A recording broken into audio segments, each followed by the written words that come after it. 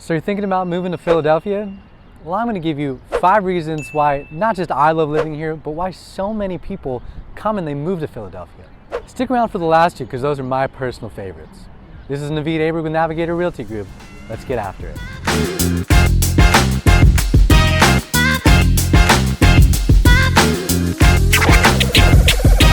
If this is your first time to my channel and you want to know everything there is to know about living in Philadelphia, the good, the bad, and the ugly, then go ahead and hit like, click that subscribe button, go ahead and tap the bell for notifications so you'll be one of the first to know when I release a new video.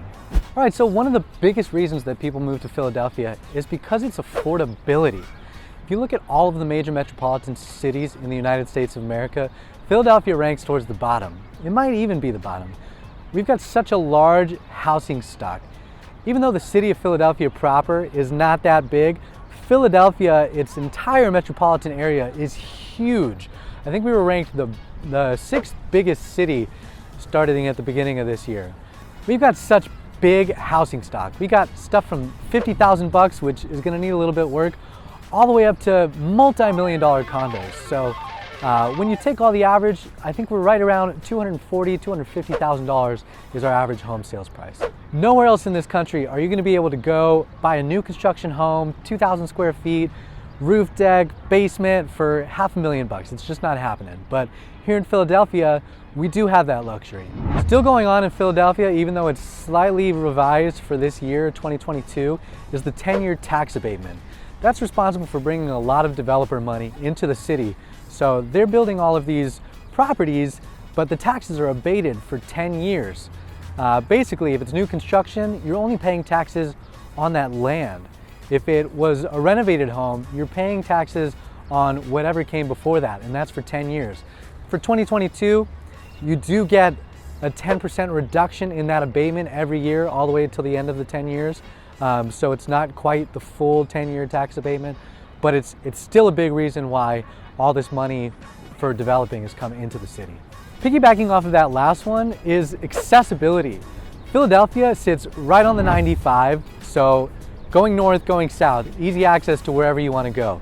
All the way up to New York, all the way down, I mean, it goes all the way up to Maine, I believe, all the way down to Florida, but people live in Philadelphia because it's easy to get to and commute to other places. So there are people who travel by train every day to New York, to DC. If you hop on the Amtrak, it's less than 2 hours to get to DC. It's like an hour and a half to get to New York. So because of the affordability, people move here and then they can still commute to whatever bigwig jobs they have in the bigger cities. So that's one of the big reasons too. Other things accessibility wise, we've got outdoor access to a bunch of different kinds of outdoor activities.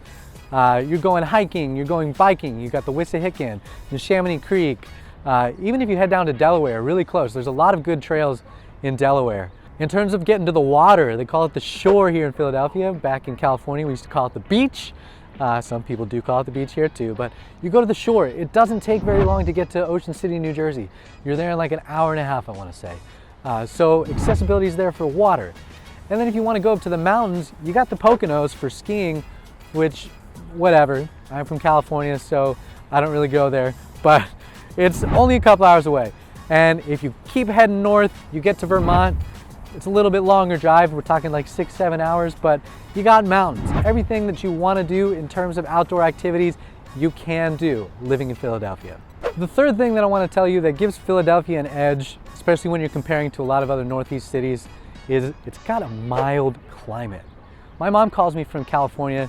She sees this blizzard on television saying, oh, people in Boston are digging up their cars and putting chairs and cones in it. And she calls me, she said, are you guys all right?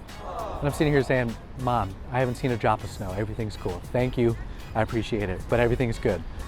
Philadelphia's got this little microclimate. So while it may be flurrying, while it may be blizzarding somewhere else, it's probably just flurrying here. We might get a couple drops that don't stick.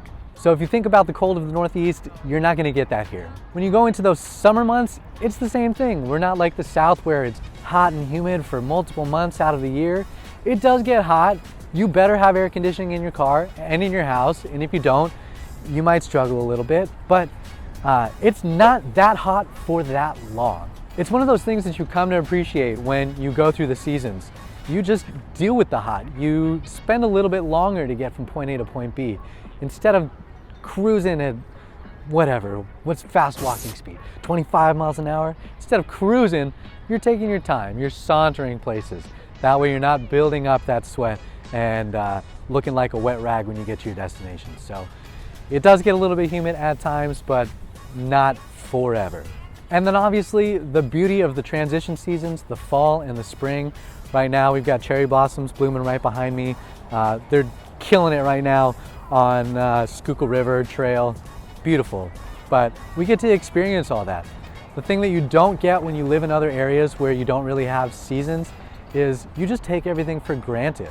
Out here, when it starts to be nice outside, people are just dying to get out there. They're outdoor eating, they're playing in the parks, they're so happy to be back outside again. So you really start to appreciate the ebbs and flows of what all these seasons bring. All right, so these last two, like I said, are what I love about Philadelphia and why a lot of people come here just as tourists. You may not be surprised to hear that we've got a whole bunch of history. We've got, I'm standing right in front of Independence Hall. You got the Liberty Bell in there, but this is the foundation of our country here in Philadelphia. So people come here because they're history buffs. People come here because they love live music. We've got so many different concert venues, so many people coming in and out of town. We got big venues like the Wells Fargo Center, Citizens Bank Park, and then we got tiny places, the TLA, the Fillmore, smaller places, more intimate concerts. We also have no shortage of theater venues. You got Avenue of the Arts on Broad Street that just lined with theaters. Pretty cool to just get a subscription to one of the smaller theaters and then you just have a casual date night once every couple of weeks. Then there are art displays just spread out all over the city. We've got a whole lot of, not graffiti, it's, trying to think of the word. Murals. I guess murals are graffiti when it's appreciated and allowed to be there.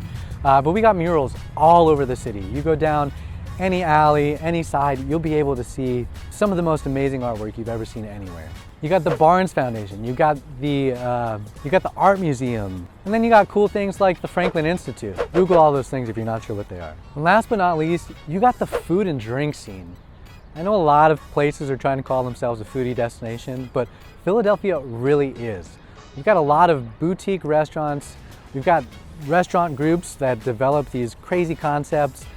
Steven Starr's got a bunch of them. You got Mike Solomonoff coming up with cool, crazy things. And then you got all sorts of breweries and bars and distilleries sprinkled all throughout the city. This is truly a place that you can come, spend some time.